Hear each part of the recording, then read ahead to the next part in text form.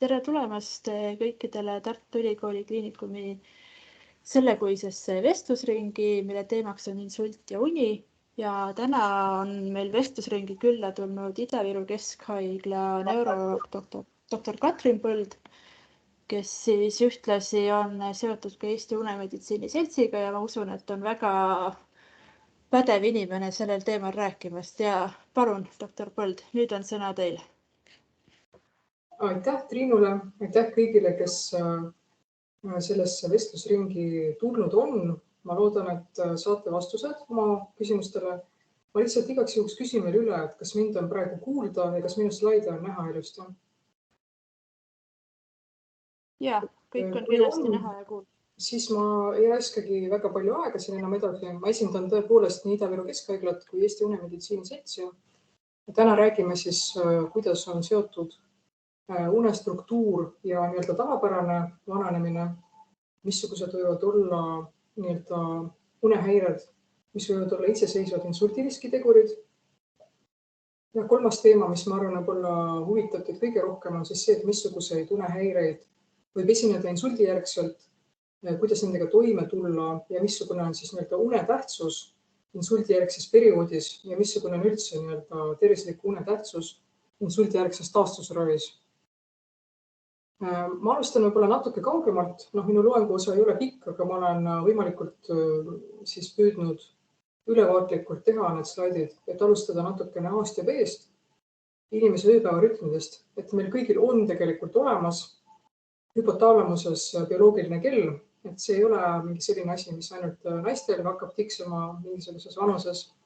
Et bioloogiline kell on inimese sisemine sammuandja, mis tegelikult reguleerib siis meie kõiki ööpäevarütme, mitte ainult magamist ja ärkvelolekut, vaid tegelikult ka seda, kunas me toitume, missugune meie energiakulu on, kuidas me oma aktiivsust saame reguleerida ja nii edasi.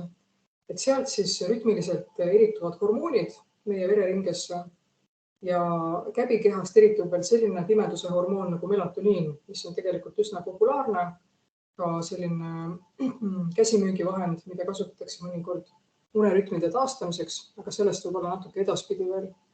Et ühesõnaga ajus on meil täiesti olemas selline keskne unerütmide sammuandja ja arusaadavalt, kui insulti puhul häirub nende piirkondade tegevus, siis võib ka ööpäevarütm sassi minna, aga see ei ole muidugi mitte ainult insuldi korral, see võib olla ka üldisema mingisuguse neurodegeneratiivse protsessi taustal toimuv asi. Väga oluline on minu arvates teadvustada seda, et mida vanemaks me saame, seda kehvemaks tegelikult paratamatult muutub meie unekvaliteet. Et mitte ainult siis uneprobleemid ei tule neuroloogiliste haiguste tagajärjel, vaid see võibki olla üks osa sellest, kuidas me vanemaks saame. See on ootuspärane, et unekestus vanemaks saades väheneb ja tegelikult muutub ka unekvaliteet. Et ei ole siis mitte ainult oluline, kui kaua me magame, vaid see, kuidas me magame.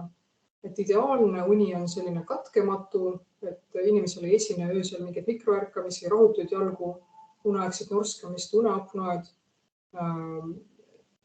Tavaliselt jääb siis inimene kuni 30 minuti jooksul magama, seda loetakse normiks. Ja keskmiselt on siis une normtundideks loetud 7-9 tundi. Seal peavad siis olema läbitud kindlad unestaadiumid kindlas järjekorras.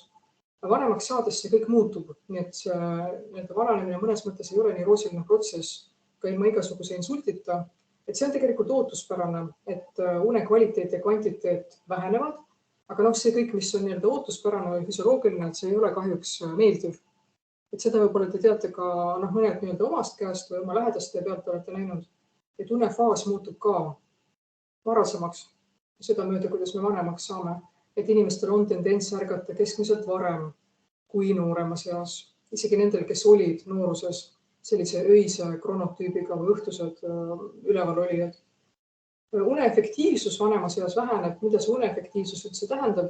Unel, nagu me teame, on niigi selline regeneratiivne toime, et uni tegelikult aitab välja puhata kogu organismil ja taastab ka see teatud närvirakkude tööd nii ajus kui ka mujal organismis. Ja tegelikult siis arvatakse ka, et tänu unele, tänu magamise protsessile on võimalik teatud unestaadiumeid läbides kinnistada ka õpitud informatsiooni.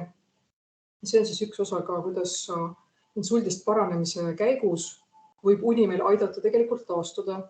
Aga see protsess on ka kahjuks vähem efektiivne vanemaks saades. Paari sõnaga räägin ka sellest, missuguseid unehäireid üldse olemas on. Et on selline rahvusvaheline klassifikatsioon, mis käsitleb kõiki erinevaid võimalikke unehäireid. Nendest kõige sagedasemad on unetus, uneaegsed hingamishäired, liigunisuse tüüpi häired nagu hüpersomniad, millest kõige drastilisem on narkolepsia, mida võib-olla olete kuulnud kuskil filmis näiteks kajastatavat või kuskil. Uneaegsed liigutushäired, mille hulka loetakse muuseas ka rahutute jalgade sündroomi, mis tegelikult esineb küll ärkveloleku ajal, aga teda loetakse ikkagi selliseks unehäireks. Erinevad parasomniad ehk unes käitumised ja une-ärkveloleku rütmihäired, nagu me just äsja mainisime. Et siis bioloogilise kella nihkumine varasemaks või hilisemaks. Põhimõtteliselt võib siis esineda kõiki neid unehäireid insuldi järgselt, eriti vahetusinsuldi järgses perioodis. Muidugi siin see seos unehäirete ja insuldi vahel on kindlasti kahesuunaline. Et ei ole niimoodi, et insult kindlasti tekitab kõiki unehäireid. Et nagu ma alguses päris põgusalt mainisin, et on siis terve rida unehäireid, nagu näiteks uneapnoe.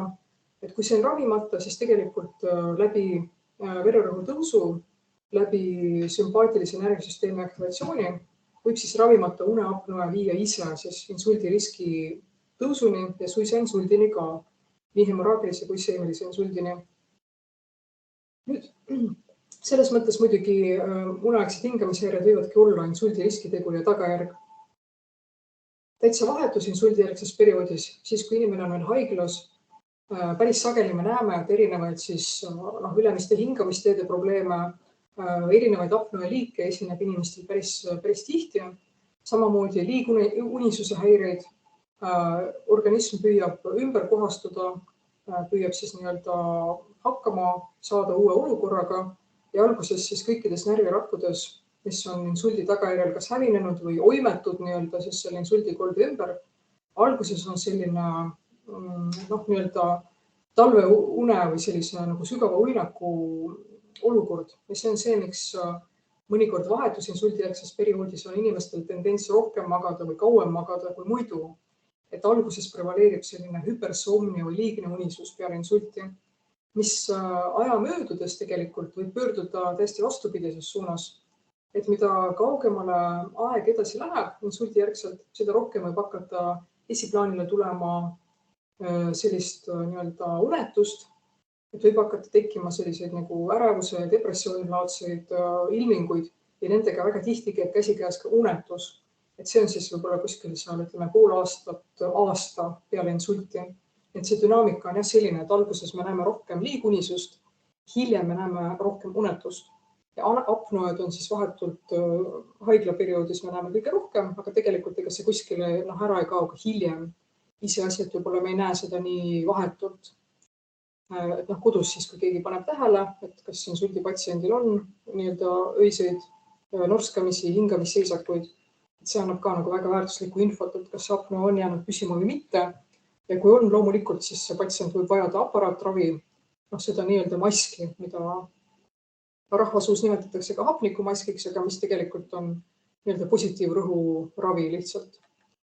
Mis on veel oluline selle slaidi pealt on see, et see, kuidas inimese uni taastub insuldi järgselt või kas taastub endisel kujul, et kui unerütm häirub oluliselt, see võib tegelikult pärssida inimese kogu selle taastumise protsessi.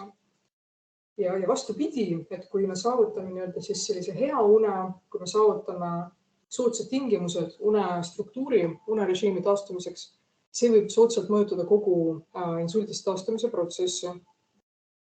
Et väga lühidalt öeldes, kui une kvaliteet ja une kvantiteet jäävad kehvemapoolseks insuldi järgselt, siis see võib ennustada tervikuna sellist kehvemat taastumist, mäluprobleeme, depressiooni, halvemat sellist funktsionaalset tulemust ka edaspidi tegelikult. Uneaegsetest hingamishäiretest veel nii palju räägin, et une ajal me ju ei mõtle tegelikult, kuidas me hingame. Nii tegelikult päeval, kui me suudame ise võib-olla reguleerida oma hingamislihaste tööd, siis öösel une ajal see niimoodi ei ole ja tegelikult isegi need häired, mis võib-olla päevasel ajal avalduvad ka seal nii või teisiti, et need une ajal nad on rohkem esiplaanil, sellepärast et meil kaob ära tahtlik hingamislihaste kontroll. Et see on see, miks insuldijärgne uneapnoa, jah, ta võib mõjutada tegelikult patsiendi elu ka päeval, et needsamad hingamisseisakud võivad tegelikult olla ka päeval, aga nad on rohkem esiplaanil siis öösel, siis kui inimene tahtlikult ei kontrolli seda, kuidas ta hingab. Täitsa loomulikult hingamist mõjutab ka terve rida ravimeid, et me ei saa üle ega ümber sellest, et insuldijärgses perioodis, eriti haiglaravil olles, manustatakse inimestele erinevaid ravimeid. Sealhulgas osa neist võib olla sellise nagu sedatiivse või rahustava toimega, osa neist võib olla und soodustava toimega, aga väga vähesed ravimid muidugi tekitavad füsioloogilist und. Et ikkagi suurem osa ravimitest, mis põhjustavad lihastoonuse lõõgastumist näiteks, mis põhjustavad siis üldist relaksatsiooni või sedatsiooni, need võivad mõjutada negatiivselt ülemiste hingamisteede toonusele ja need võivad omakorda siis süvendada norskamist või ka hingamisseisakuid. Et see puudutab ka opioide, erinevaid valuvaigisteid tegelikult. Ja kindlasti, mis puudutab igapäevaelu, olete võib-olla tähele pannud, et ka alkoholi tarvitamise järgselt esineb inimestele öist norskamist rohkem, see on samal põhjusel tegelikult. Et alkohol lõõgastab ülemisi hingamisteid ja nende lihaseid ning kui inimene tarvitab ohtralt alkoholi, tal võib esineda uneapnoa, isegi kui tal muidu seda ei ole. Ja insuldi korral ammugi tegelikult, insuldijärgses perioodis on ammugi siis alkohol vastunäidustatud, kui vähegi seda uneapnoa soodumust on. Et siin te näete lihtsalt erinevaid hingamishäirete mustreid, mis võivad insuldijärgselt tekkida kõige sellisematest kergematest alates, kus tegemist on lihtsalt sellise ajutise nähtusega, kuni siis raskemate, väga raskete ventilatsiooni ja hapnikuvahetuse häireteni välja, kus tegelikult inimesed võivad vajada päris siis kunstlikku hingamist, aparaadil hingamist, kus inimese eest hingab aparaat. Aga seda ikkagi enamus juhtudel see laheneb insuldijärgselt. Nüüd nagu mainitud on, et kui see kõik see kriitilisem periood on läbi, kui inimene siis saab haiglast välja, kes on insulti põdenud, me näeme sageli seda, et võib tekkida väsitatavus, kiire väsimine, liigne unisus. Et isegi osa inimesi, kellel ei ole olnud soodumust pikalt magada, insuldi järgselt võivad magada kauem tegelikult, kui see neile tavaks on olnud. Ühest küljest jah, see peegeldabki sellist paranemise protsessi, see peegeldabki seda, et ajul on vaja aega selleks, et ümber korraldada. Sellepärast, et taastumise protsessid, jah, ühest küljest nad peegeldavad seda, et uusi närvirakke siiski mingil määral tekib ja need võtavad siis üle nende insuldi tagajärjel hävinenud närvirakkude rolli. Aga teisest küljest muidugi, eriti suurte insultide puhul, kui on insuldi kolle olnud ulatuslik, insuldi raskusaste on suur, me näeme tegelikult ka seda, et osa neid rolle, mida on siis kahjustatud ajuosa täitnud, osa neid funktsioone kolib ümber ühest ajupoolkerast teise. Ja võt see ümberkolimine võtab ka hästi palju energiat, hästi palju aega. Ja mida vanem inimene on, seda rohkem see võtab aega ja seda mittetäielikum võib see protsess olla. Ja selle perioodi jooksul, kui see aju ümber korraldub, vajab insuldipatsient tavaliselt rohkem und. Et seda sellepärast ei maksa siis inimestega pahandada, see võib olla osa paranemise protsessist. Muidugi alati jah, tekib küsimusi, et kas raviskeem vajab ülevaatamist, et kas seal on liiga palju näiteks mingisuguseid sedatiivseid ravimeid, mõningad näiteks epilepsia vastased ravimid, nagu mainitud, siis ka mõningad valuvaigistid võivad tegelikult ka soodustada siis liigset unisust. Rääkimata siis ravimitest, mis võivadki olla välja kirjutatud und soodustavaks eesmärgiks. Seda ma juba mainisin, et tegelikult ükski ravim, mida me une soodustamiseks kasutame, tegelikult sellist päris head füsioloogilist und ei taga. Et see kõik ikkagi on, ma ei taha ühtegi ravimit maha teha, aga ikkagi uinuti toimel saabuv uni on selline rohkem keemiline või narkoosi moodi. Et millele veel mõelda, kui liigunisus jääb ikkagi püsima insuldi järgselt? Teistele unehäiretele, eriti kui patsiendil ikkagi on ka need hingamisseisakud. Kui selge on see, et päev ja öö on sassi läinud või vahetusse läinud. Kui on kahtlus, et mingil põhjusel öösel ei ole see uni piisavalt kvaliteetne, kui esineb liiga palju ärkamisi, WC-s käimisi ja nii edasi, siis on loogiline, et tegelikult inimene on päeval unisem, siis ebapiisav uni. Ravimite kõrvaltoimed on juba mainitud, aga loomulikult ka patsientidel või inimestel, kellel jääb siis kas selline kognitiivne problemaatika, näiteks kellel kujuneb välja dementsus insuldijärgselt, psühhiaatrilised probleemid nagu depressioon, ärevus, et seal võib olla tegelikult tüsistavaks probleemiks ikkagi ka liigunisus nende häiretega seonduvalt.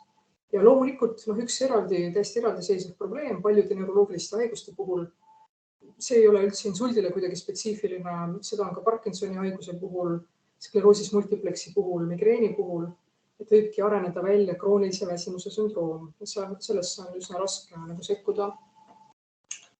Et kuskil poole aasta möödudes, kui see nii-öelda esimene insuldijärgse taastumise eufooria on möödas või et inimesed, kes on jäänud ellu ja kes on taastunud, on tavaliselt väga õnnelikud ja väga rahul alguses, et nad on insuldist kuidagi taastunud. Samas sageli me näeme, et selles perioodis võib tekkida ikkagi ka depressioon, sellepärast et mingil hetkel hakkab võib-olla inimestele kohale jõudma, et nad ei saa võib-olla päris kõigega hakkama enam, millega nad varasemalt olid harjunud, et nad saavad hakkama, mingid tööülesanded, sotsiaalsed rollid, mingid kodused toimetused. Ja võt siis selles faasis me näeme, et selle ärevuse, depressiooni, muremõtete foonil võib hakata kujunema välja hoopis unetus. Et liiga varane ärkamine ja probleemid magama jäämisega, hästi selline fragmenteerunud, killustunud uni. Et siis tasuks ikkagi mõelda selle peale, et perearstile võib-olla ikkagi pöörduda selle küsimusega või vaimse tervishoiu poole, et kas ikkagi tegemist võib olla depressiooniga, sellepärast et seda laadi uneproblemaatika allub tegelikult mitte uinutiga ravile kõige paremini, vaid ikkagi antidepressantravile, kognitiivkäitumuslikule teraapiale. Inimeste ööpäevarütmidest oli juba täna juttu, et seda me näeme, et eriti haiglatingimustes, kus intensiivraviosakondades näiteks tuled põlevad ööpäevaringselt, kogu aeg on mingi müra, inimesed liiguvad ringi, mingeid protseduure tehakse, võib olla täiesti probleeme insuldipatsiendil ööpäevarütmiga ja selle sassiminekuga, isegi kuni deliiriumini välja. Et inimesed võivad ärgata keset tööd ja arvata, et on päev ja vastupidi, päeval siis magada. Et see on väga-väga sügav problemaatika igal pool maailmas. Selle vastu püütakse juba haiglas tegelikult võtta ette meetmeid selleks, et tagada füsioloogiline valguse ja pimeduse vaheldumine, et luua ikkagi võimalikult selline õdus keskkond, privaatne keskkond patsientidele magamiseks. Ja mis kõige olulisem võib-olla ikkagi piisavalt inimesi ka väsitada päeva jooksul, sellepärast et ilma piisava füüsilise koormuseta, olgem täitsa ausad, ükskõik missuguses faasis või tegelikult ka ilma igasuguse insuldita, et kui me ennast piisavalt ei väsita ikkagi päeva jooksul, siis uni ei saa olla kvaliteetne. Et jah, loomulikult ka tervetel inimestel, ka insuldijärgsetel patsientidel on lubatud pealelõunased uinakud, päevased uinakud, aga arvatakse, et see ei välju siis terve uinaku piiridest, kui selle uinaku kestus jääb ikkagi alla 45 minuti. Et kui need uinakud kipuvad olema juba pikemad, 1,5 tundi, näiteks 2 tundi, ja kui tegelikult need ei ole ka väga kasulikud, kui on näha, et inimene on peale uinaku teel, unisem või väsinum või pahuram kui enne, siis tuleks mõelda selle peale, et kuidas seda ööund ikkagi võimalikult palju konsolideerida, aga selleks parim viis on ikkagi ennast päeval piisavalt ära väsitada, füsioloogiliselt ära väsitada oma jõuvarude piires, liikuda võimalikult palju loomuliku valguse käes, päiksevalguse käes ja siis vastupidi, öisel ajal, siis kui õhtu hakkab saabuma, võimalikult vältida siis igasuguseid ekraane, võimalusel siis vältida kunstlikku valgust, päevavalguslampe, et see öise või õhtuse melatoniini eritumine, pimeduse hormooni melatoniini eritumine käbikehast saaks toimuda segamatult ja muidugi vajadusel võib võtta ka seda melatoniini juurde, et see on iseenesest üks füsioloogilisemaid, üks ohutumaid meetmeid ööpäevarütmi paika sättimiseks. et kui ma nüüd võtan selle oma jutu kokku, siis kindlasti insuldijärgne une kvaliteet on oluline. Ma isegi ütleksin, et mitte ainult kvantiteet, mitte ainult see, kui palju me magame tundide poolest, sellepärast et inimene võib magada ka 11 tundi ja ikkagi see uni ei pruugi olla kvaliteetne. Et oluline on ikkagi see, missugune on une kvaliteet. Kas uni on piisavalt sügav, kas seal on esindatud kõik unefaasid, kas uni on katkematu, kas uneks on sobiv keskkond loodud, piisavalt pime, piisavalt vaikne, piisavalt soe, piisavalt privaatne ja nii edasi. Et see kõik mängib tegelikult äärmiselt olulist rolli, mitte ainult siis patsiendi elukvaliteedis, vaid tegelikult väga otseselt ka insuldijärgses taastumises. Et ühesõnaga une normaliseerimine insuldijärgselt, erinevate unehäirete tuvastamine, nendega tegelemine, et see võimaldab tõhustada insuldi taastusravi tulemuslikkust, parandada elukvaliteeti ja on näidatud, et see võib vähendada isegi insuldi kordumise riski. Aga sellega ma siis loengu osa lõpetan ja ma nüüd siis ootan teie küsimusi või tähelepanekuid. Ma lõpetaksin nüüd siis selle slaidide jagamise, eks ole? Jah.